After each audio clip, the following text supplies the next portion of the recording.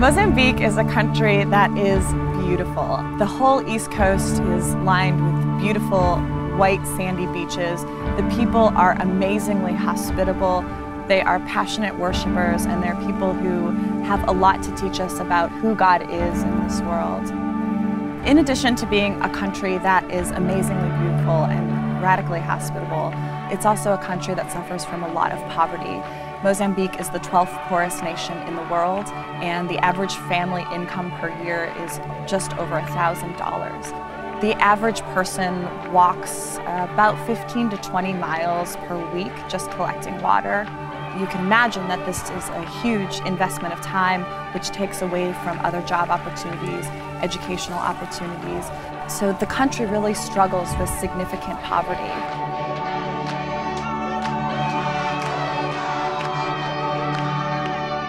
The Mozambique Initiative is a really exciting initiative based out of the Missouri United Methodist Conference.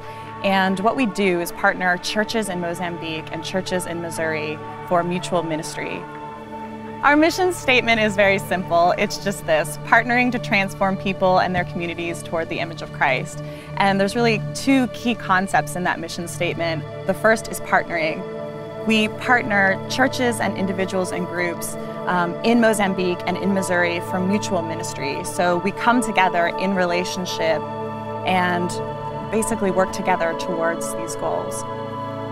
The second concept is transformation. So through this mutual ministry, we believe that partners on both the Mozambican side and the Missouri side are simultaneously transformed toward the image of Christ because we're learning more about who God is through one another. And there are really sort of three main ministry areas that we focus on. The first is transformation of the community, and under that umbrella of ministry, we focus on all kinds of things that help the community to develop. We focus now also on microfinance projects. So churches in Mozambique will be funded by their partners in Missouri to start small projects, and what that does is it helps to bring income into the community, and it supports the ministry of the church in Mozambique. It also provides jobs to those in the congregation. So the church in itself is empowered to sort of do its own ministry and to really succeed on its own with the support of the partners.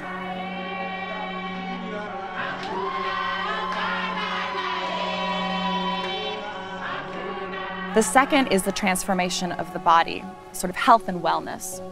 And when we talk about health and wellness in Mozambique, we talk about a lot of different health issues that we try to address. And one of the biggest areas that we focus on in health and wellness is safe water.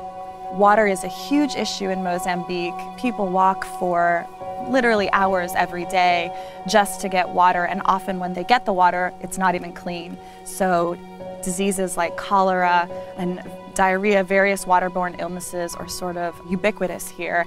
And when we drill a safe water well in a community, in a church community, health improves dramatically.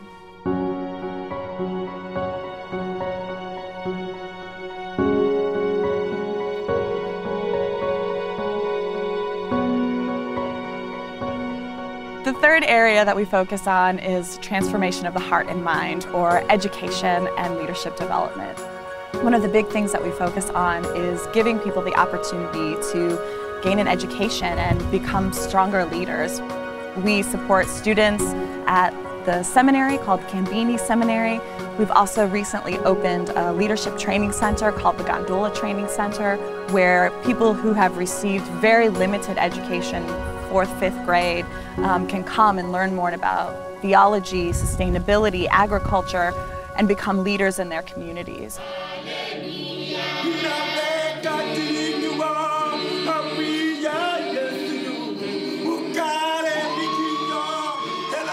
So these three areas we really focus on.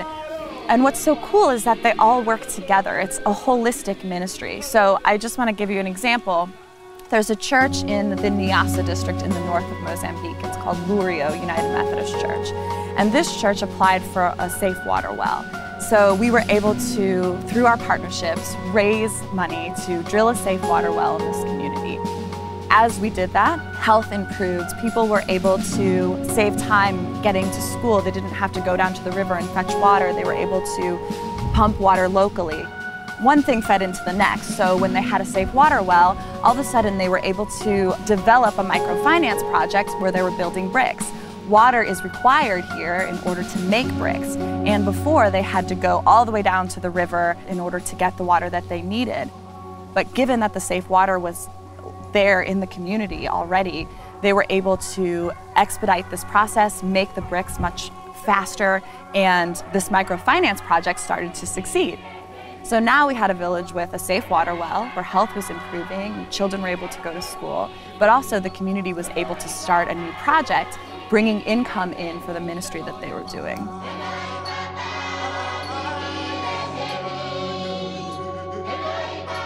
So you can see that these three areas of ministry, the transformation of the community, transformation of the body, and transformation of the heart and mind, they all kind of come together and work holistically to improve the overall conditions of the people in Mozambique.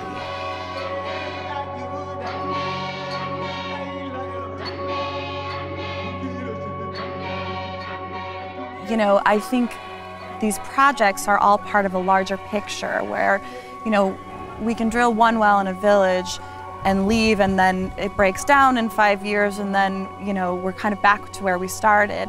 But for me, the issue that we're addressing here is a larger sort of social justice issue that involves education of our partners in Missouri and throughout the United States about what poverty means, what social justice is all about, how we advocate for a people who don't otherwise have a voice.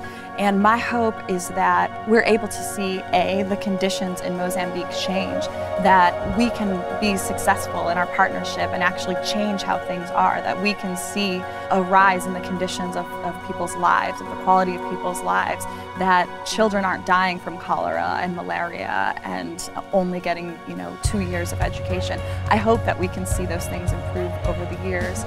And also, B, I hope that we as Christians in the United States with so many resources can learn how to use our faith to propel us to change the world, to do things for the purposes of Christ, to take what we've learned about who Christ is in the world and take that and use it to transform the world that we live in.